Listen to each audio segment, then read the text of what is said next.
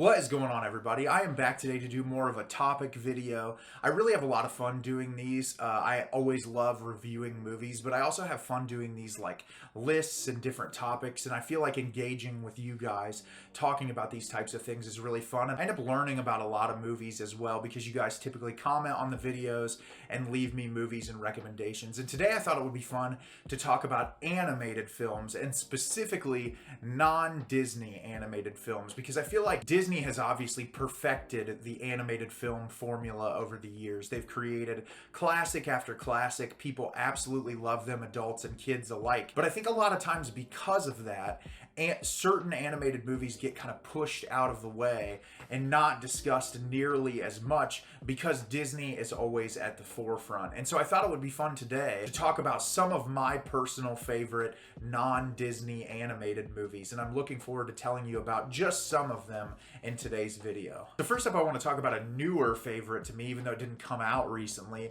and that's the Hayao Miyazaki film Howl's Moving Castle. I've just recently started really getting into Miyazaki's work as of this year. I'd only seen Ponyo in the theater when it was first released, and I don't know why it took me so long to watch a lot of his catalog, but I've watched I think 5 or 6 of his films this year, and Howl's Moving Castle really took me by surprise. I think the story of Howl's Moving Castle is just absolutely beautiful, and the thing that really impresses me with Miyazaki is the way that he's able to create these very fantastical worlds, but also ground them in a sense of reality where it's always conveying some sort of moral lesson or like a lesson about personal growth. And I really love the way that he does that, because very similar to what I said about Disney's filmography, especially leaning more in the Pixar territory, they seem to do a very good job of making films that are targeted towards children, but that adults can also learn and grow from as well. And the thing I feel like about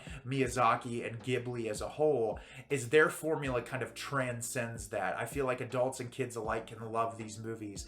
And Howl's Moving Castle is just so beautiful. I love all the characters in the movie. I love how fantastical it is when we're introduced to this premise of this young woman who has a curse placed on her where she's turned into an elderly woman and has to spend most of the movie trying to figure out how to be turned young again.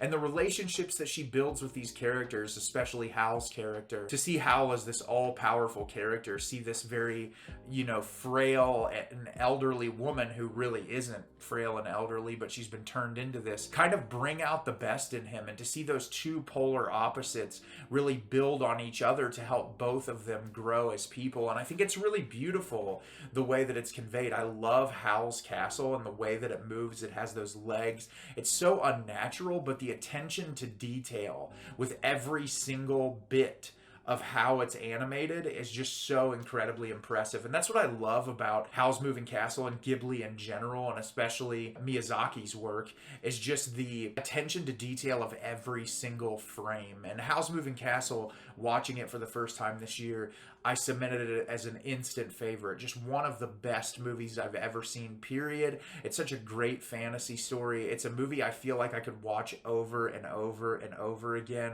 and just love more and more and more. And if you've never seen a Miyazaki film or a Ghibli film, I would highly recommend starting with Howl's Moving Castle. It's a great introduction into the Studio Ghibli world as a whole. Up next, from the Laika production company, is the film Coraline. I did a review on Coraline recently when they did the re-release in the theater, and since then I've actually read the Neil Gaiman story because I was so obsessed watching Coraline again. And this is an absolute favorite of mine. I think as far as the world of stop motion animation goes, you can't really get much better than what Laika puts out there. And not all of the films in Laika's catalog live up to Coraline, but I think what's so impressive is the amount of detail that they put into every frame of every one of their films. And obviously this movie was made by the great Henry Selick, who's also done James and the Giant Peach and The Nightmare Before Christmas, which is probably his most famous work. And this movie just bleeds passion when you watch it. You can just see that everyone involved in bringing this story to life cared about these characters and this world. I love how, even though presented as something that kids would watch, there's this like dark, sadistic nature to it where it does really go into some territory as far as the kids who have been killed by the other mother, and gets into a direction that you wouldn't necessarily expect from a quote unquote children's film. And it's just absolutely a breathtaking and beautiful experience. The score to this movie is one of my favorite scores to any animated film. It's just absolutely amazing. I love the almost choral chants that play in the background of certain songs along with the instrumentals. I just think it complements the world so well. And I think I said this in my review, but this film radiates comfort, although it's also very anxiety inducing, and when the stakes get very high, they're very high. And it's interesting to have a movie that has that level of contrast. And Coraline is just a really beautiful movie that I think about a lot, and every time I revisit it, I love it even more. Up next is going to be a film I've talked about on my TikTok several times, but this was a movie my brother introduced me to, and it's a Japanese film called Your Name. This movie is absolutely incredible. When I think about what storytelling can be, I often think about Your Name because of just how impressive the writing of this film is. It's hard to discuss without getting into spoiler territory, so I'm going to be as brief as I can because I don't really want to give anything away. But in this movie, there's so many fantastical elements that mingle with very real world struggles, and I think on both of our lead characters there's elements of their personalities that no matter who you are, you can relate to in one way or another. And at its most simple premise, the movie is about two people from two very different scenarios that come together and form this relationship under the most unlikely of circumstances. The animation in this is just mind-boggling. Some of it feels so real when you look at it. Some of it feels very in the realm of traditional anime style, but I think the way that it's conveyed to you as an audience member when you're viewing the movie just transports you somewhere else entirely. I love every frame of this. Whenever I revisit this, I'm just blown away at the attention to detail. Like I said, the story is absolutely mind-boggling. I don't even know how you would turn this into a live action film without it coming off as really like cheesy. I think that the way that the director of this movie is able to transition tones, especially because the movie has moments where it's very lighthearted and fun and moments that it's very dark and dreary and depressing. The shifts in those feelings are executed absolutely perfectly. The score to this film is amazing. I love the music in this. I'm a vinyl collector. I wish that I could score a copy of this, but I know it's very hard to find. But I absolutely love all of the music that's incorporated in this. It's very heavily guitar driven. It's amazing. It just works so well with the content of the film. And when people say that they don't watch anime, because without my brothers, I don't think I would be as into a lot of the anime things as I am, but they really have introduced me to some incredible works, and I'm thankful that they have. Your Name is a film that I always drop to people when they say they have very little experience with anime, because it's just one of the best movies ever made, and I cannot recommend it enough. Up next, I had to mention this movie because you all out there know how much I love Charlie Kaufman, but his stop-motion animation film, Anomalisa, this movie unfortunately was robbed at the Academy Awards because it was up against a Disney film, and typically if Disney is nominated, it's probably going to win. But this movie is absolutely incredible, and to me just shows how talented of an artist that Charlie Kaufman is, and that no matter what medium that he's working in, he's able to convey a really beautiful and hard-hitting message about dealing with loneliness, anxiety, depression, mental health issues. All of his movies cover that, and I think Anomalisa is a very deeply personal film. Our lead character is a motivational speaker that goes to Cincinnati, Ohio to speak at this conference, and very early on, if you're paying attention, you notice that every character, male and female, has the exact same voice, sounds exactly the same, looks exactly the same, until he meets one other character. And when he meets this character with a unique voice, the two of them form a relationship at this hotel. They start talking to one another, having these really deep personal conversations, and it's all about, can that one person change your life when you find that special someone, or you find someone that you really deeply connect to that's outside of the realm of how everyone everyone else in the world kind of blurs together at that point.